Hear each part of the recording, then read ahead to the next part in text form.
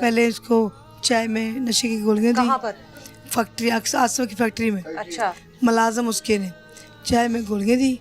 चाय में गोलियां दे के बेहोश किया। वो लेट गया चारपाई पे।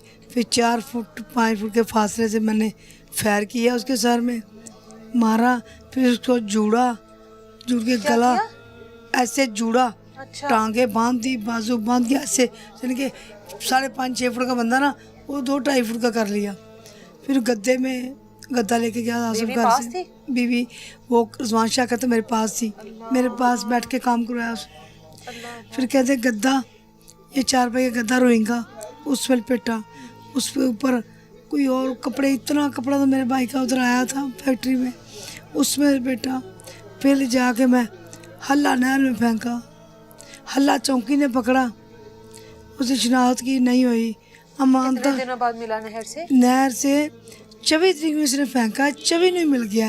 अच्छा। 24 सुबह 6 बजे फेंका है, 4-4:30 बजे में मिल गया। अच्छा।